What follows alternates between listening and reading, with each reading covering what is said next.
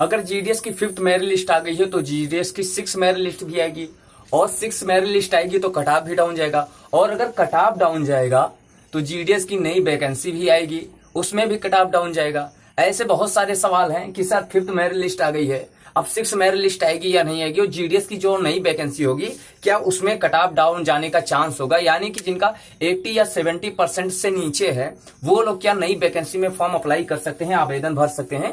इसी के बारे में हम लोग बात करेंगे। नमस्कार दोस्तों, मैं हूं अरविंद और आप देख रहे हैं मेरी शिक्षा।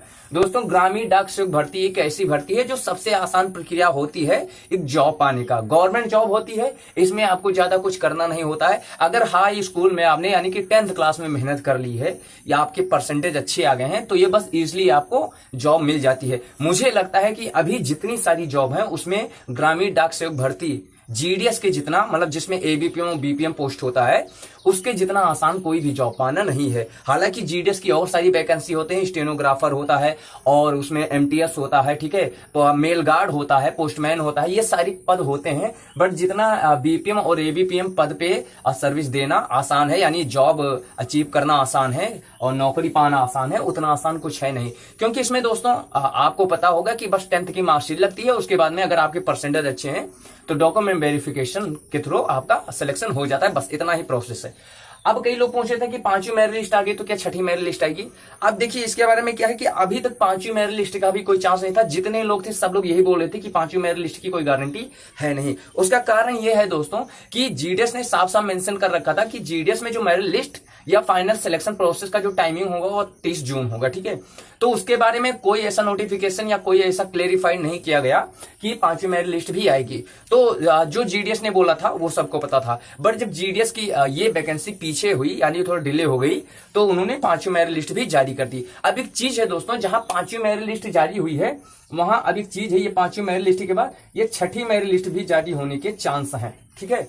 6ठी मेरिट लिस्ट भी जारी हो सकती है। उसका रीजन ये है दोस्तों, क्योंकि 5वीं मेरिट लिस्ट के बाद में अभी देखिए जो 5वीं मेरिट लिस्ट है उसमें लगभग 4000, ठीक है, मान लीजिए 4000 ऐसे बच्चे हैं, लगभग 3900 कुछ बच्चे हैं जिनको बुलाया गया है डॉक्यूमेंट वेरिफिकेशन के लिए, और जो इसका रेशियो है वो सिलेक्शन का लगभग 50% के आसपास होता है। तो इसमें उम्मीद है, यानी कि 5वीं मेरिट लिस्ट जब आई तो 4000 सीटें बाकी थी। अब 4000 सीटें अगर बाकी थी तो एक चीज ये पक्का है दोस्तों कि 2000 बच्चों का सिलेक्शन होगा, 2000 सीटें और रह जाएंगी। तो पूरा चांस बनता है कि 6ठी मेरिट लिस्ट आ जाए, ठीक है। 6ठी मेरिट लिस्ट में 6ठी मेरिट लिस्ट आने का पूरा चांस है। अब एक चीज है दोस्तों कि 6ठी मेरिट लिस्ट में लगभग 1500 से 2000 सीटें बचेंगी, आएगी 6ठी मेरिट लिस्ट, ठीक है, चांस है।